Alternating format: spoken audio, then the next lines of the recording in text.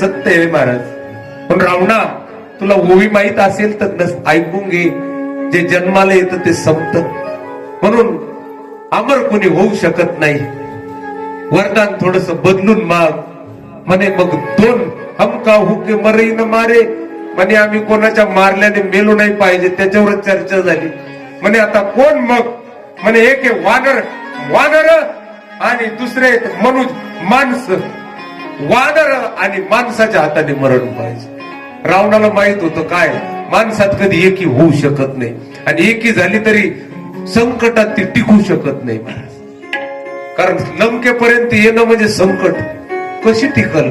आणि दुसरी वानर तर स्वभावाला चंचल. वानरात कधी एकी व्हायची, कधी एकी व्हायची.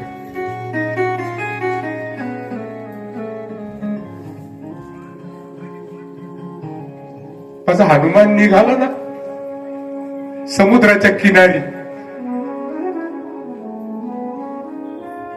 जोपर्यंत हनुमान वापस नाही आले ना, हे चंचल बंदर पण हात सोडून समुद्राच्या किनारी ध्यान करत बसलेले महादेवाच. का सगळे वानर, नळ नीळ, जामवंत, अंगद महाराज सगळे हात जोडून भजन करत होते रामाचं. काय अहो हे महादेवा, आमच्या कुळात आतापर्यंत एकही असं मोठं कोणी झाला नाही रे. कोणी एवढा मोठा हरिभक्त घडला नाही.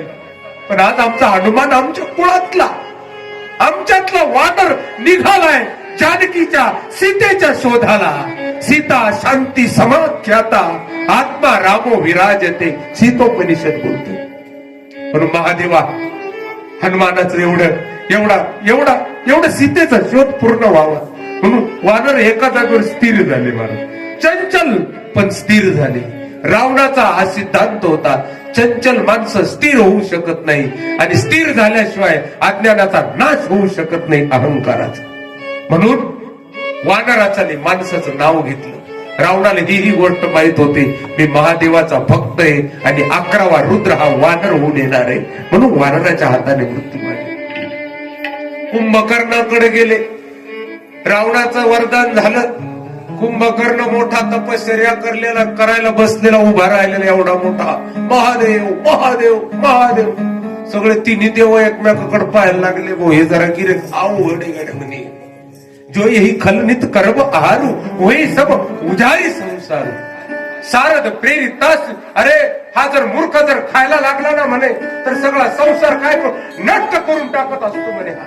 हा इतका विचित्र आहे म्हणे. बघा याच्याकडे म्हणे, एवढा मोठा आगड बंब दिसतो म्हणे. हा जर खायला भेटलं तर या धर्तीवर अन्न टिकू देणार नाही म्हणे. इतका खाईल इतका पाप करील म्हणे. हा विचित्र कुठला म्हणे. एवढा मोठा देह होता त्याच्यावाला, कोणाचा? कुंभकर्णाचा. त्याचा देह पाहूनच म्हणे काही मोठाली माणसं जर पंगत घालणारे जर गरीब असले ते 2-4 जण जात थोडे बाजूला बस, मग थोड्या वेळ बाकीचे जेवलं यांना जेव घालू. कारण आकार पाहू कुंभकर्णाचा आकार तसा होता महाराज. जो ही खलनित करब आहार. कुंभकर्ण त्याचे कान घाड्यासारखे होते, अशी एवढं. कुंभ इव कर्ण यस्य, कुंभकर्ण. आणि ह्या कुंभकर्णाकडे पाहिलं तर तिन्ही देव एकमेकांकडे डोळ्यांनीच बोलायला लागलं, रे मूर्ख जर खायला लागलं तर धरतीवर अन्न ठेवायचं नाही म्हणे. अन्न बोकडे संपले तर कुत्रे खातील म्हणे. हे कोरोनात कुत्रे खाल्ले म्हणे. हे काय खादाडे म्हणे. पाहिला आणि सरस्वती मातेची प्रार्थना केली. आणि सरस्वती मातेची प्रार्थना केली. सरस्वती माता त्याच्या जिव्हेवर येऊन आरूढ झाली. आणि हे उभारून म्हणतो, बोल कुंभकर्ण बोल. सरस्वती मातेला पाहिलं जिभेवर, ब्रह्मदेवाने याची मजाच घेऊ गाड्या जरा जाडजुडे म्हणे. आणि मग कुंभकर्ण बोलतो, काय महाराज आम्हाला वरदान द्या म्हणे. काय म्हणे मला वरदान पाहिजे. काय याला काय मागायचं होतं? 6 महिने जागृती. कशासाठी माहितीये का? भजन करायला नाही, खायला. याला फक्त जिथं पंगत दिसन तिथं पळायचं होतं फक्त, बस दुसरं काहीच नाही. नुसतं खात राहायचं. अरे बाप, काय करावं? याला मागायचं होतं 6 महिने जागृती आणि 1 दिवस झोप. पण जीव व्यवहार झाली सरस्वती आरूढ. हा कुंभकर्ण होतो. ब्रह्मदेव म्हणे बोल बेटा काय पाहिजे.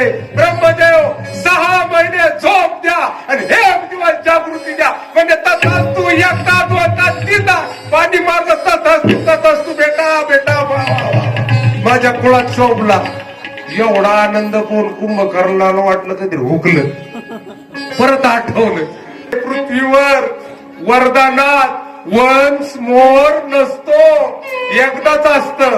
वरदानात एकदा मागायचं असतं आणि मागल्या तू म्हटलं शुभ मंगल सावधान म्हटलं आणि ते शेवट काय म्हणे तुळशी हा वराडी आणि वाजंत्री सावचित्त म्हटलं का गाठ बांधली वडाऊस लागत म्हणे जन्मभर सुटत नसतंय म्हणे. म्हणून सावधान व्हायचं असं तर अलीकडं पहिला मोठा सावधान धना तांदूळ पडत तवा शहाणा झाला असता तर जमला असतं म्हणे. काही शहाणे झाले या धरतीवर. एकदा वराडी वासावची ते चालू काढली. काही म्हणते पटकन हात धुवायला वेळ नाही भेटायचा स्वच्छ होऊन जाते वाजल्यावर. काही म्हणते बरं लय लय लय नवे कपडे घालून नाचत होता बेट्या. माणसं बाकीचे पिऊन नाचून थकले तर तू उतरला घोड्यावरून. तू एकटाच नाचत होता घोड्या पुढं. घोड्या थांब तू त्याने वाजली तो. लय अर्थ लय अर्थ काढायला गेले तर खूप आहे. एका ठिकाणी ती वाजली. कुंभकर्णा वरदानात वन्स मोर नसतो तेच. पण मग रावणाने ठरवलं काय याची जबाबदारी खाय प्यायची मी घेतो. 6 महिने झोपायचा. 1 दिवस रावण काय करायचं त्याला जेव खाऊ घालायचं. एवढं सगळी व्यवस्था करून ठेवायचं सगळं त्याच्यासाठी. घडेच्या घडे दारू वगैरे काय लागल ते कुंभकर्ण लढला रावणासाठी फक्त अन्नाचे उपकार म्हणून. जसे भीष्म पितामह त्या कौरवासाठी लढले त्याप्रमाणे. दुसरं काही नाही तर कुंभकर्णाला दारू पाजून बुद्धी फिरवली महाराज. तू एवढी बुद्धी फिरवली तरी सुद्धा म्हणे साक्षात जगदंबा हरी आणि अब सटच्या हात कल्याण हे शब्द आहे कुंभकर्णाचे रावणाला. अरे मूर्खा जगदंबा जगाची आई उचलून आली ना आता म्हणतो चांगलं होईल. कसं चांगलं होईल रे तुझ्यावाला. परत दारू पाजली का चांगले बिघडते तर राक्षस होते. चांगल्याला बिघडायला वेळ नाही लागत. आता बिभीषणाकडे गेले. गये बिभीषण पास पुनी कहो पुत्र बर मागू. इथं ब्रह्मदेव तोंड भरून पुत्र म्हटले. बघ पुत्रा बोल काय वरदान. कारण त्याचा सात्विक चेहरा सांगत होता काय हे चांगलं मागणार आहे. म्हणून कहो पुत्र बर मागू तेही मागू भगवंत पद कमल अमल अनुरागू. आणि त्या असणाऱ्या बिभीषणाने मागितलं काय भगवंताच्या चरणावर अमलचा अर्थ याचं निष्पाप प्रेम राहावं. देवाचं नाम माझ्या मुखात राहावं. माझं तोंड देवाचं नाव घेत असताना थकू नये. मी देवाचं नाम सुरू झालं असं उठून उभं राहावं जागेवर आणि टाळी वाजून म्हणावं काय विठ्ठल माझा माझा माझा माझा माझा विठ्ठल माझा मी विठ्ठलाचा. विठ्ठल माझा माझा माझा माझा विठ्ठल माझा हे विठ्ठल. टाळी वाजवा उठून उभा राहा बरं जरा थोडं. वरदानाला एवढले मोठे राक्षस उठले आपण नाही उठायचं. उठा उठा उठा तिकडचे उठा. पाय मोकळे होतात ते उठल्यावर. राक्षस तर एकही येईल माझा मी विठ्ठलाचा.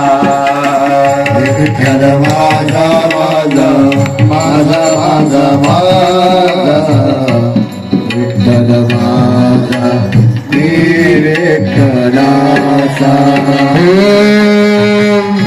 कोई बंधा जंजीर जो आलाय तो जाणार आहे म्हणे ध्यानात ठेव. जिंदगी एक किराए एक घर है एक न एक दिल बदलना पड़ेगा.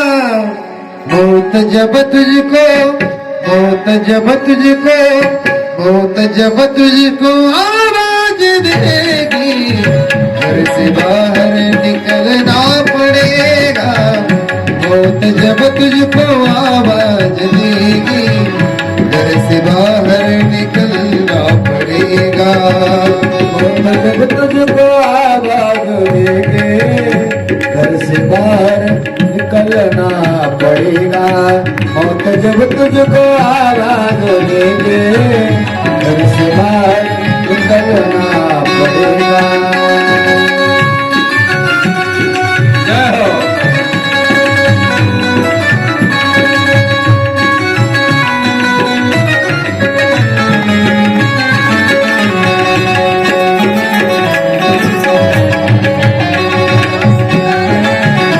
अरे वाह।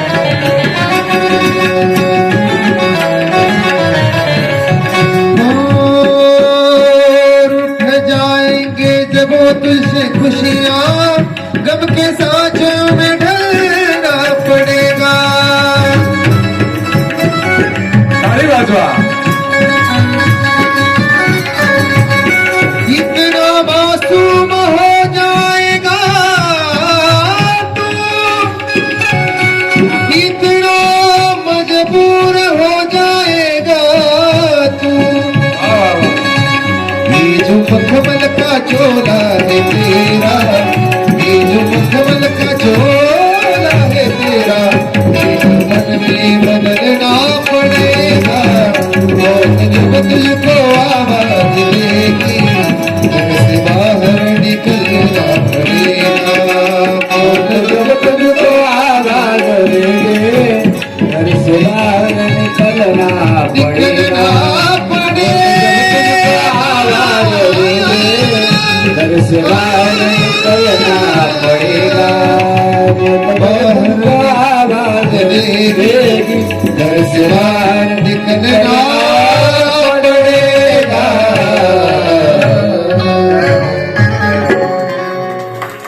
अरे जिंदगी किरायाचं घर आहे म्हणे, सोडावं लागतं बाबा। यहाँ किसी की लाश आग में जलाई जाती है, यहाँ किसी की लाश जमीन में दफनाई जाती है, और ऐसा बना बना करके प्यारे तेरी बनी बनाई दुनिया मिटाई जाती है। हेच या मृत्यू लोकांचं